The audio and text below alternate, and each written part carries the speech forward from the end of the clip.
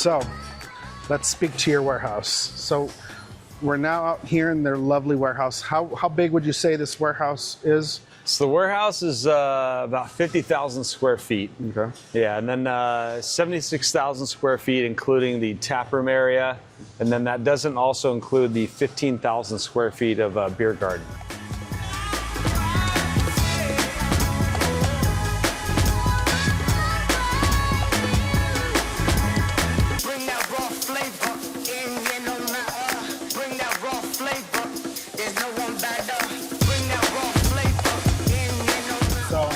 So here's the cool thing about the canning line. So just to kind of give you a little brief on how the canning line runs. So we have cans, just like you saw, stacked up in the warehouse. Yeah. We load up the pallets right here. And what we're canning today is our succulent sipper. So if you go back, again, nostalgia is a big thing. Yeah. You guys remember Cactus Cooler? Yep. The soda? Yep. Right? It's still around. Yep. But so this is a Cactus Cooler kind of expired I can seltzer. see it's inspired. Yeah, by we the, call by it the succulent can itself. sipper. So that's orange and pineapple and vanilla for us. Very cool. So two different lines for. So basically it splits down. I mean, really this is double production. Got it. We added this line last summer just to, again, double production. So it's filling on two different lines here. How many cans do you think go through? We do 90 cans a minute. 90 cans a minute. 90 cans a minute is our run rate on these. And what you see right here, these white tubes that drop down, the biggest enemy of beer is, or seltzer, is light and oxygen. Yeah. So what you're seeing with the white tubes is they purge all the air out with CO2, which basically evacuates all the oxygen, and then they get filled. So then they get counter pressure filled, which means they seal up, they purge them with CO2, it gets filled, and now you see that nice little bubble head on top? That evacuates all the oxygen. That's how we know there's no oxygen left in the can. And then the lids go on right here.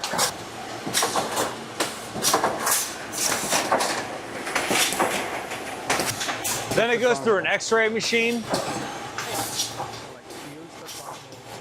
It basically judges the fill level, so we make sure that everything was within like a millimeter of the fill height. Like I said, if it's low filled, if it's high filled, it gets kicked out, and it comes down the line, and then it goes into a case tray. And they're already chill. Oh yeah, they're cooled and ready to go. Yeah, so like I said, that's going to go into a 12-pack container. Yeah. So then when you go to pick it up, it's in a cardboard box. Yep. You're all set. Yep. Very nice. So earlier we spoke about the expansion of Brewery X. Here it is, right? This is one of the parts of the expansion, right? Yep.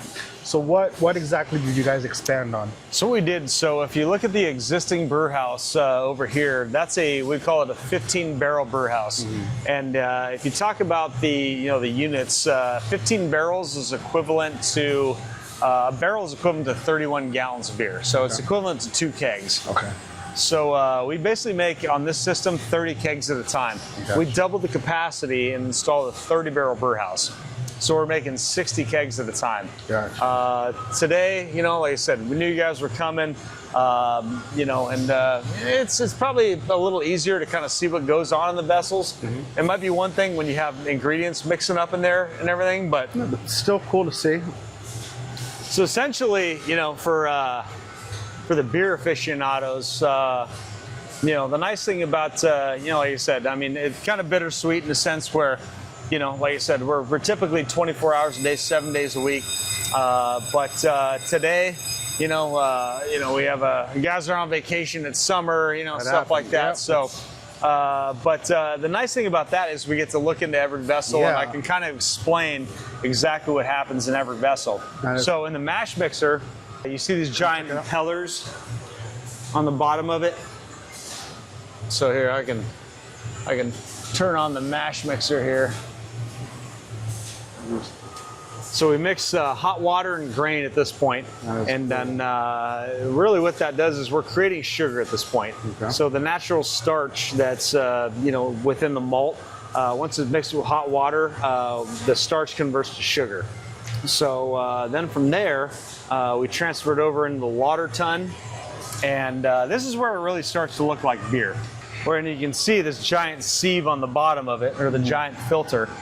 And lauter in German means basically the filter. So you can see the fine false bottom here with the slits in it. This is where it kind of starts to look more like beer. Like I said, it doesn't look like Quaker Oats and milk at that point. You know, it kind of starts to look more like beer. And we come over to the boil kettle. And this is where we add the hops. You know, I mean, the earlier you add the hops, the more bitterness we get. We boil for 75 to 90 minutes, depending on the recipe. That's cool. We add hops, we get our bitterness, and then also later on you add the hops, you get more flavor and aroma. And then you come over to the whirlpool vessel, and this is where we dump in a ton of hops again, just to get a whole ton of aroma out of it. Yeah. So this is the whirlpool. But then also, you know, what we do here that's unique to a lot of breweries is we run 2 breweries simultaneously. Okay. You know, so really our capacity is 45 barrels at a time at any given time. And typically we're running, like I said, 24 hours a day, 7 days a week on both of these brew houses. So these are all 90-barrel tanks right here. Okay. And these tanks, like I said, I mean, they probably only spend about 2 hours at a time empty between cleaning. So we'll clean them. It takes about 2 hours to clean the tank. Yeah. And then after about 2 hours, it's already getting refilled with something else. Wow, that's crazy. And these are our 120s. And it's really kind of the same thing. So, I mean, these things are only empty for about 2 hours at a time. That's insane. Our brewing process. So I mean, the cleaning and the sanitizing of the tanks, that's all an attribute to our brewing team. So this is our reverse osmosis system. This is the newest RO system we have. We have 2 other reverse osmosis systems over there for the original brew house. But water's the most important ingredient in any alcoholic beverage. Yeah. I mean, it's already 95, 96, 97% water. Exactly. You know, so I mean, so for every one of our batches of beer, so if we're making a German Pilsner, like the Battle Snakes we tried, we match Munich's water profile on that. So if we're making a dark beer, like a porter or a stout, we'll match London's water profile. That is awesome. I mean, if we're making a New Zealand IPA, we'll match New Zealand's water profile. So every single one of our beers, the water profile is... And so you're able to really get to that type of detail when matching the profiles like that. Yep. That is incredible. You got to get that because that one's too funny. Yeah.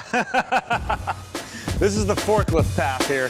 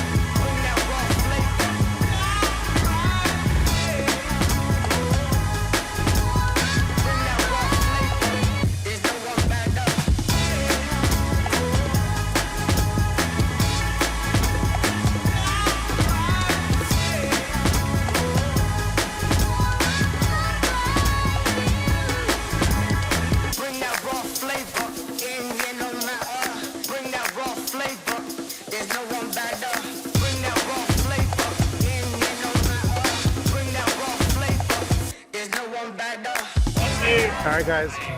So that is it with the head brewer of Brewery X, Trevor. Thank you again for such an incredible tour. You know, this is definitely the place that I want to check out and come back multiple times. You know, the exterior and interior are completely different experiences to have. And the beers and seltzers, which I'm going to definitely try some seltzers, are just to die for. The beers, I'm loving every single one that I've had. So again, thanks, Trevor. Thank you, Brewery X. It was awesome. Thanks, man. Thank you, guys. Thanks, guys.